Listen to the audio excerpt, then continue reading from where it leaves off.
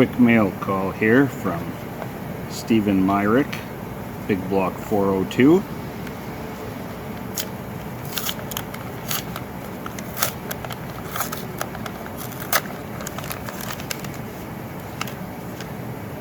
Oh yeah, those are cool. Nice. I'd love to put these on the side of my Jeep. That would turn some heads. But I got good spots for these. Right, so there we are, right? Perfect fit between Roy Marco's garage and Coastal Auto Reaction. Guys, make sure to check out Steven's channel, Big Block 402 on YouTube. It's awesome. Great guy, great channel. And Steven, now that I've got your address, I'll be sending a couple back your way.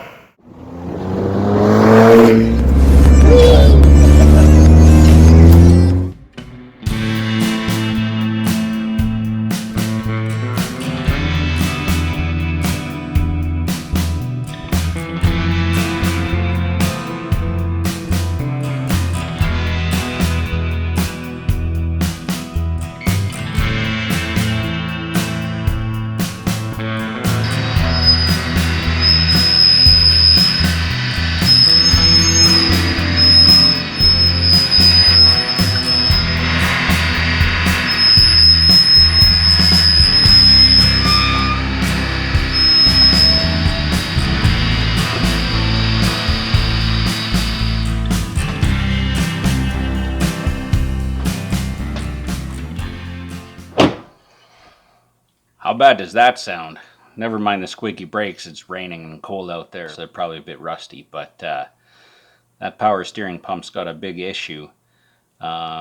This truck, it's an 09 Silverado LTZ. You've seen it before on the channel. Belongs to the same friend who owns the Odyssey, and she just asked me to give it a once over, and she mentioned it was making kind of a funny noise, so I took it for a little drive, and that was pretty immediately evident. So I'm not sure. First things first, I'm going to check over the fluid level. I know most of you viewers are pretty well versed in the automotive world, but some aren't. And so maybe we'll just take a quick rundown of some things that you can check on your own vehicle. Just easy stuff that you can do maybe, you know, once a week, once a month, whatever you have time for, just to keep an eye on things and keep things in a little bit better working order. So, but we'll tackle that tomorrow. First, I'm going to have a look at this this power steering. If it needs fluid, then I'll probably have to pick some up tomorrow. But we'll see. All right, I've done my best to get this to where you can see. But if I tip my stand any further, the phone's going to fall right in the engine bay. We know how that goes. It does look pretty wet down there.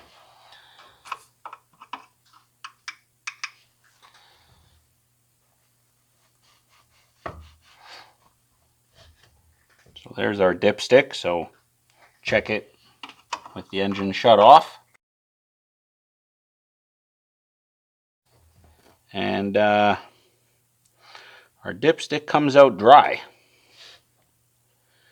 So definitely we need some power steering fluid. Now, of course, we can top it up, but then the next question becomes, where did it go? This truck doesn't get driven a lot, so it's leaking somewhere. But step one is going to be to top it up, and then we'll run it and see where it's coming out.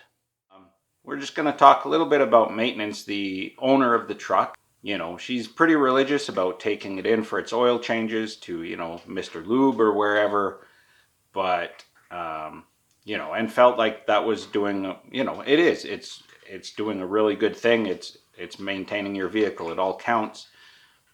But they're not going to go through your owner's manual. They're not going to take a look at those longer sort of jobs that need to be done, like the spark plugs, like the timing belt. You know, that's not really their kind of thing. They maybe sell you an air filter and a power steering flush or something, and that's about it. So as a vehicle owner, if you're not that well versed in vehicle maintenance, the most important thing I can stress is read that owner's manual. There will be a maintenance section, and it'll have a schedule there. And if you go through it, it's going to tell you that, hey, after so many thousand kilometers or miles, you're going to have to change your spark plugs, you're going to have to change your air filter, your cabin air filter. It's going to tell you it'll probably tell you to check your tire pressures daily. Nobody's going to do that, but it'd be a really good thing to do it weekly and adjust it, especially as temperatures change through the seasons. Your tire pressures change. It gets cold outside and your tire pressures drop. I can't tell you how many times people say, oh, my tire pressure system doesn't work in the cold. It says my tires are low. Well, your tires are low. If you put a gauge on them, you would see that the tire pressure is low. Now, if you drive 20 minutes to the gas station and you check again, your pressure is probably going to be fine. It's come up because the tires have warmed up and so has the air inside. So check them cold. If you park outside and it's minus 20, check them in minus 20. It'll suck, but check them in minus 20 Celsius for you Americans. So, way below freezing, really cold. As you drive, yes, they will warm up somewhat, but they're not going to warm up to the same temperature they would warm up to when it's 30 degrees above freezing outside. It's kind of a range, and as it gets warmer outside, that range kind of moves like that. So that pressure increase is always kind of the same. And so they're designed to run at that higher pressure. When they say fill your tires to 35 psi cold, really they're telling you that, after they're warmed up, you're going to be running at a couple of psi more than that. And that's what they want. But really, you could do yourself a lot of favors by reading through your owner's manual and just check it against the mileage of your vehicle and see if anything has come up due. And then once a week, once every couple weeks, even once a month, whatever you can find the time for, just give it a little once over and just kind of check your engine oil, check your coolant, check your transmission fluid, check your tire pressures, check your lights. Really, if you do those few things, maybe give it a quick walk around, you're going to find that you can avoid an awful lot of problems, or at the very least, you're going to catch them so much earlier, they're going to be a lot less expensive to repair. For example, this truck with its power steering issue, it's pretty noisy. It's been low on fluid for a while. Hopefully, we've caught it before the power steering pump is too damaged, and we can find out. It's going somewhere. Where's it going? There's a couple drips underneath it, and not just Clyde-shaped drips. And they're from the power steering system somewhere. It's probably one of the lines or several of the lines or combination of, but that's a problem for another day. Having looked back through my records on this truck, it's been here a couple of times. It last got an oil change in July of 2019. Really low usage. It's probably only been driven, Don said, probably 5 times since then. But that's a long time to leave that engine oil in there. So I think we will, for the cost of it, we'll do a quick oil change and get that old oil out. I'm sure it's pretty clean. Let's take a look. So for absolutely no reason other than the hood's already open, this is where we're going to start. In this case, engine oil dipstick is just on this far side of the engine. And it's pretty long. Give it a little wipe. And back we go.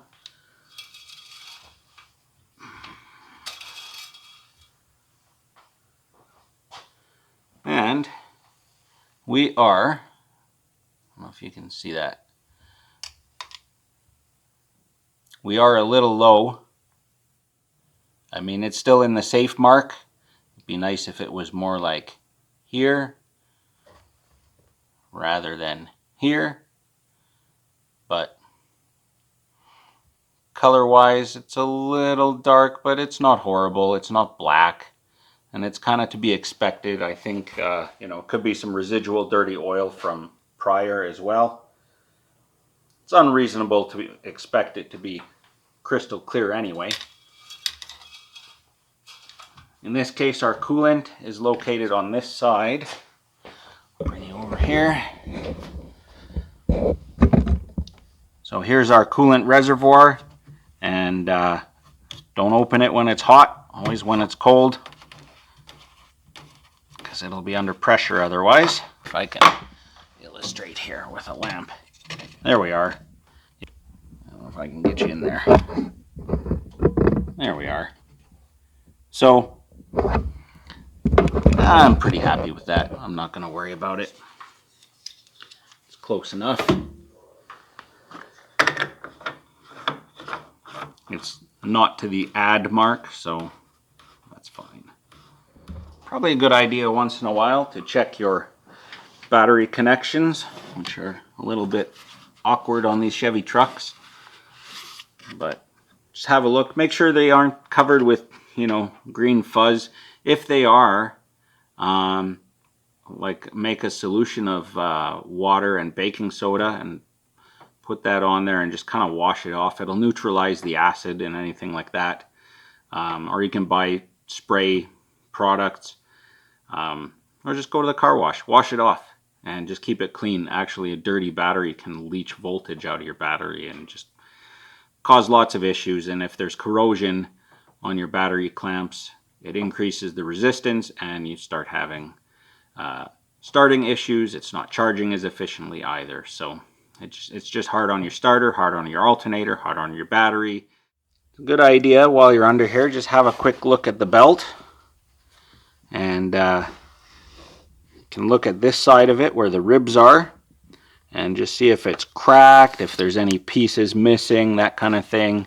And just have a look kind of straight on from the side like this and sort of see if everything's running straight. Have a look down there under the water pump, see if there's any coolant coming out. Everything here looks pretty much as per expectations. You can see down there our power steering lines are kind of shiny and wet looking. So that is certainly a suspect. Once in a while,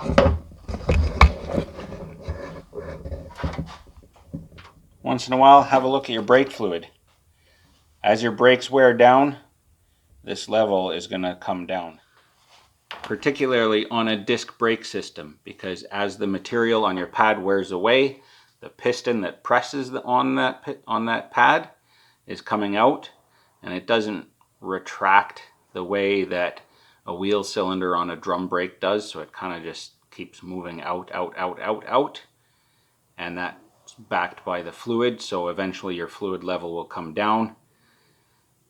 If it comes down too far below the add mark, add some fluid, check your owner's manual for what needs to go in there. If it doesn't come down below that, don't add, because when you come time to do your brakes, then you put the new pads in and they take up that space again and push the fluid back up into the reservoir, and it could actually be overfilled. Although it's not a bad idea, a lot of people neglect it, but it's not a bad idea to change your brake fluid every 5-10 years, like every now and again. All I do, honestly, I don't really get too worried about flushing it out and everything. When I'm in there doing brake work, I'll just suck that reservoir empty with whatever kind of suction gun I have around, or even just siphon it out and just put fresh fluid in.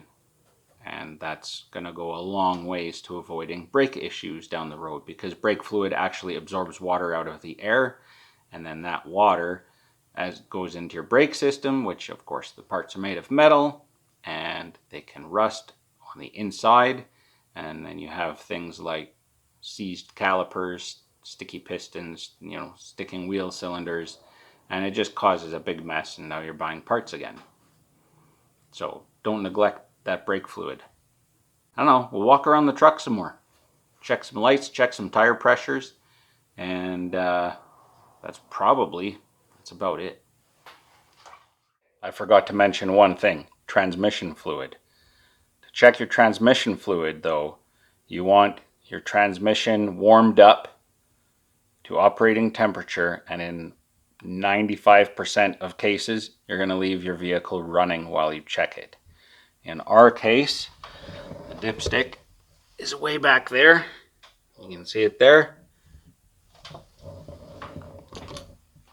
Otherwise, you check it just like engine oil. Just pull it out, give it a little wipe, stick it back in, pull it out, check, and it'll have, add or it's good.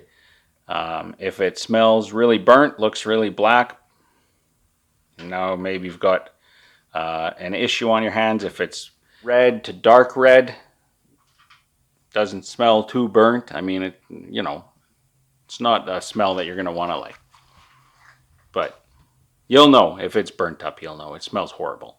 But if it doesn't smell too off-putting, you're probably okay. All right, let's check those lights.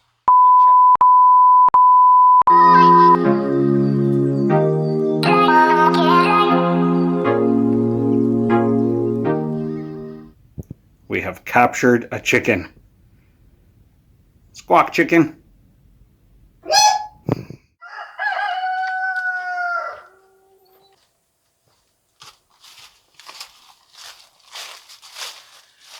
Hey everyone, today I've got the 99 Sierra here. It's been parked here just behind the buildings for a couple years now. It hasn't run, so I've got a battery in it, and hopefully this thing will fire up and I can move it out so that over the winter I can clean it up, tidy it up, and get it back into business. Don't tell anyone. It uses a very special key.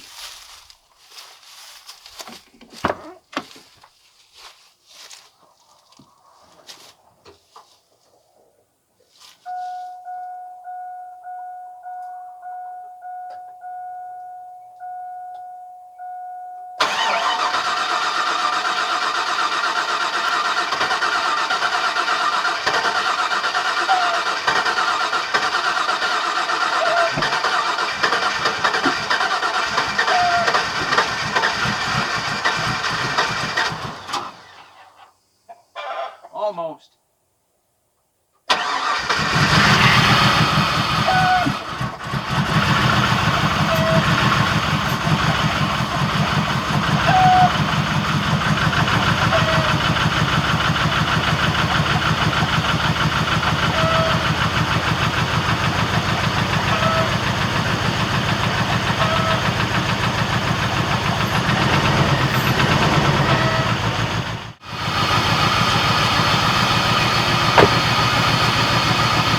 Good oil pressure, it's charging.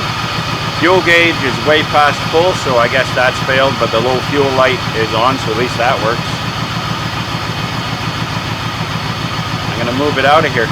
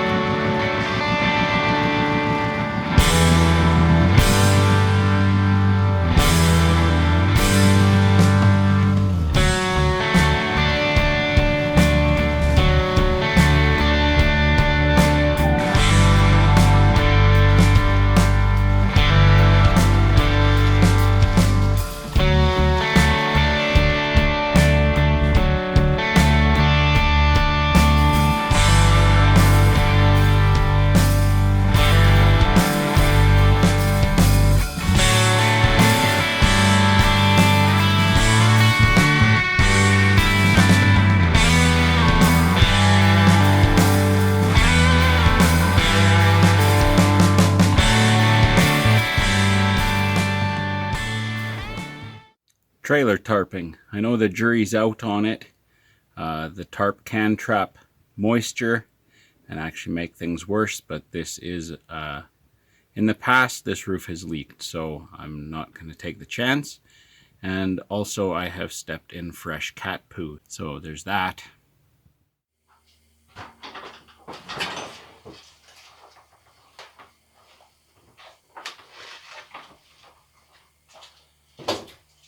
The other reason for moving the truck is because that's where I want to store the extra straw for the chickens in the hen house here.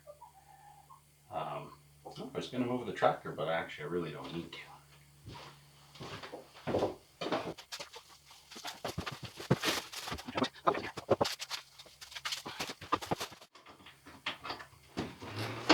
Oh, hello, chickens. Hiding in here, eh? Thank you, Nikki.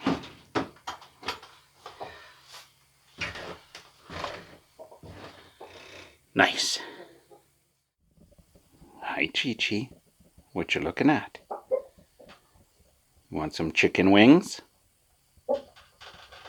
Yeah. I guess since we're here, I haven't given you a chicken update in a while, so we're here in the tractor shed. And this is their little coop that was outside before. And I've just basically walled off the back 4 feet of the shed, because it's a pretty sizable shed, and just slid the coop in here, so we still have their nesting box and their little, you know, their little roosting area, whatever, so they can keep warm. And they've got a nice little area here to goof around in, and a roost that I don't know if they use or not. But hey, chickies, I think we're gonna get 1 or 2 more hens. And then out there, the little white run that I made is just pushed up against the wall there, so they can go outside, get a little sun, and you know, just their kind of stuff. It's kind of fenced off up there. My staple gun crapped out, so I haven't been able to finish this bit of mesh, but they don't seem too interested in coming out anyway, so I'm really not that concerned. Even when this upper mesh wasn't here, they just sat on the gate and didn't seem to actually want to leave the area. So I still have to put up a heat lamp and a little heating element, just a pipe wrap for the water bucket so it doesn't freeze. And that's about it. They seem pretty happy in here, a lot happier than they were. They've actually got more space now than they did when they were outside, so it's pretty cool. To check our lights, we don't have to have the engine running. We put the key in.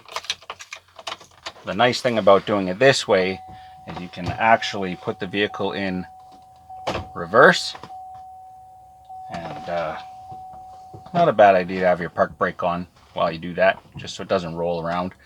But put it in reverse and you can check your backup light. So we're in reverse now. Turn the lights on and we'll have a look and see what's working and what's not. We'll also turn on the hazards.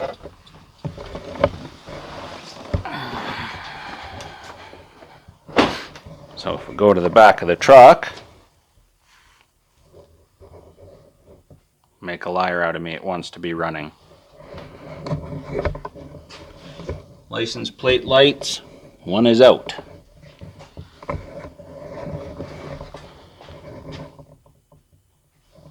Those are working. That's working. Working, working, working, working.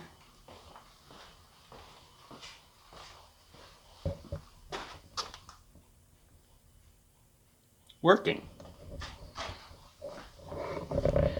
I guess in this case it wants to be running, so that's okay. We will put it back into park and we'll just put it in reverse with, well, got a couple of ideas.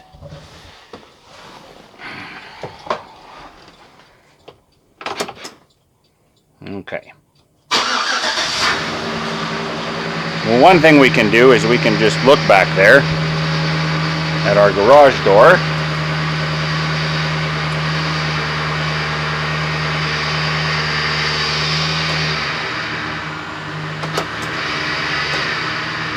See how it's getting brighter? That tells me that's working. I'll go back.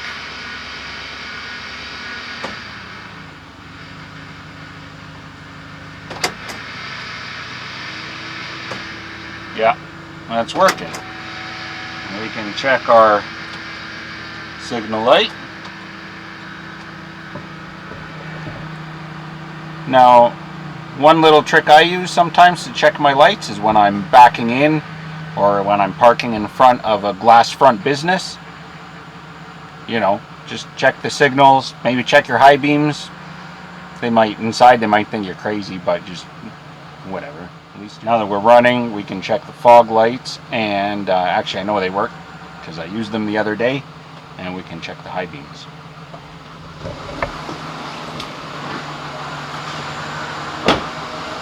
Don't want to run it too long. I got the garage door closed, but that fog light's working, that one's working, low beams are working.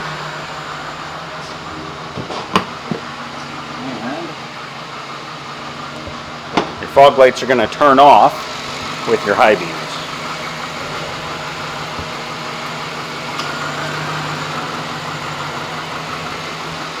Looks good. So we have, really all we've got is one license plate lamp out. So I don't know if we'll, am I going to fix it? I don't know. It's up to them. I'll fix it. Alright, and I guess we'll shut it off here, because the other thing we're going to look at is our tire pressure, and you kind of think, well, how do I know what my tire pressure is supposed to be? And I'm too lazy to look in my owner's manual. We're going to have it right here inside your door on this label. 35 psi. Don't forget to check your spare. Nothing worse than getting a flat, finding out your spare is flat too. So I'm just going to really quickly check out our tire pressures, and I will recommend to my friend that we do oil change and filter and have a look at that power steering problem, and I guess the one bulb there. And really, I don't have any other grave concerns. I drove the truck, it seems to drive fine. Just noisy from that power steering pump. It's only 130-ish thousand kilometers, and as we know, Chevy trucks really aren't broken in until you've got 300,000, so it's got a long life ahead of it yet, as long as it doesn't get too smashed up. It's got some battle scars, which is too bad. But overall, it's a pretty good truck. Rather interesting, actually. The tires were really overinflated on this truck. Usually you see the opposite.